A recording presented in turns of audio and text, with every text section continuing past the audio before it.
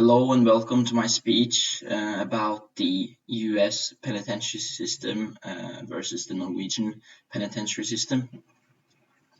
Imagine a country where 1 out of 142 people is incarcerated, where almost 44% of all prisoners has receded to prison within the first year of release, where having a criminal record is as common as having a dog, being married, participating in college sports, or voting in Obama, and where you can release prisoners right out from months of total isolation directly into our streets and neighborhoods.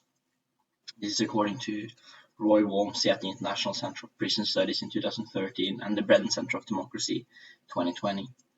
This is not a utopian society. This is the reality of the United States penitentiary system. The system that includes 22% of the total numbers of prisoners in the world, according to Walmsley in the World Prison Population List 2013. This ineffective model of punishments creates a more dangerous, unfair, and even costly society. Today, I'm going to talk about the difference between the Norwegian and American penitentiary system and why the Norwegian model, in my opinion, is better. I live only 5 miles from a Norwegian maximum security prison, Halden prison, which was named the most humane prison in the world by Time magazine in 2010. I've been very interested in the subject after seeing a documentary comparing Attica Correctional Facility in New York and their wardens visiting Halden and comparing the Halden model to the prison in New York.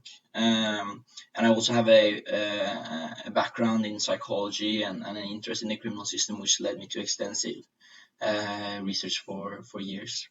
So I will start off by taking you on a tour of Halden prison and the Norwegian model, and then I will compare it to the US, and hopefully I can argue that a change can and should be done.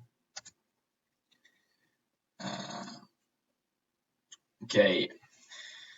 In 2017 documentary Breaking the Cycle, 7 prisoners at Attica Correctional Facility in New York were tasked to design their dream prison and to present their ideas to Superintendent James Conway, Warden Dale Artis, and visiting Deputy Warden Jan Strømnes from Halden prison. 2 of the 3 were stunned when they drew a replica of Halden prison. Halden, let me just show you some pictures here. This is pictures from Halden prison, 5 miles from where I live currently. Halden prison is an extraordinary example of why the Norwegian penitentiary system has been so successful. It manifests the concepts of intrinsic human value, rehabilitation, and lack of the element of revenge and inhumane punishment, according to Strømnes, who is the deputy warden. Halden prison looks like this. The rooms are comfortable. It's designed to fit the Norwegian principle of normality in the penitentiary system. It is equipped with ways inmates can learn skills and practice hobbies and build their character. And also opportunities for learning and knowledge and taking educations and stuff. Halden prison got especially much attention for having a music studio, which you can see to the right here, which was highly debated. But it takes part in the music education, and I think it's a good way for a lot of prisoners to hone like their skills to self-realize, I guess, within the walls of the prison. Many Norwegians as well as Americans would argue that prisoners deserve punishment and that Norwegian prisoners are too luxurious. They will cry for revenge and justice for the victims. And I mean, this is a logical fallacy. The prisoners are stripped from their freedom, which is their punishment. They should not be punished further while serving time. The idea of revenge is emotional rather than rational. As Carrie-Ann Wolfer, Director of Correctional Practices, North Dakota, says in a 2007 interview, after learning about the Norwegian model, we are not the Department of Emotional Responses, we're the Department of Correction and Rehabilitation. So while prisoners in Norwegian facilities are treated with compassion and an idea of rehabilitation, American prisoners are being primed to fail going back to society. If you manage to empathize, this is a picture from an Attica cell block. If we manage to empathize with an American prisoner, it is not hard to understand why so many become unfit for life outside the walls.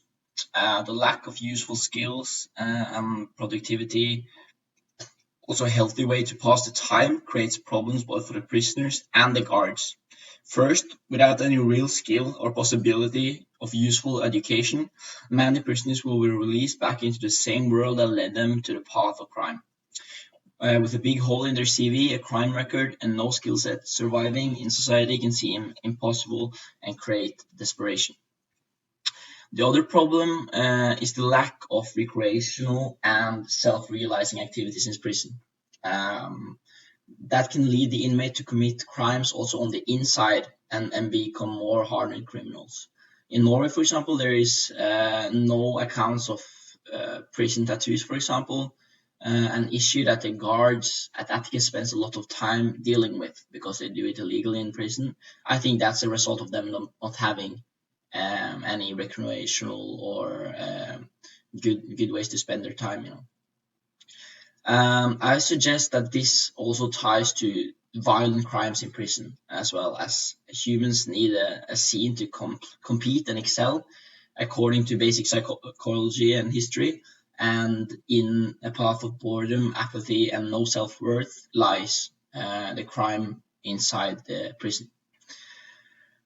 The last opposing viewpoints would suggest that the Norwegian model is too difficult and expensive to implement in the US. And although I have sympathy with this viewpoint, the full value of a better penitentiary system would not only be a gain for the US economy long term, but will also raise the standard of living and feeling of security in the US, which you can't really put a price tag on. And will spare emotional trauma of the victims of reoccurring prisoners, as we have seen that reoccurring prisoners rates drop extremely low in prisons after the Norwegian model. And it also signals to the rest of the world that the US government takes human rights serious, which I think is important in these times. It is a cent now for a $10 later scenario, as only keeping one prisoner incarcerated for a year costs almost $34,000, according to a report from the Institute of Justice in 2019. Another reason is that it's not simply a monetary issue. It's about changing attitudes and behavior from guard, ward, prisoner, visitor, and how the rest of society welcomes a rehabilitated prisoner. They might sit down and have a meal with them in the Norwegian model, follow them to the store, play a game of chess, or participate in a ball game. We meet them with respect. I suggest this leads to respect on a deeper level, more related to society between prisoner and guards, and also makes the workplace safer for the guards. The last example is an idea where you can say the Norwegian model is stricter than the US model, however, acting still from a humanistic perspective.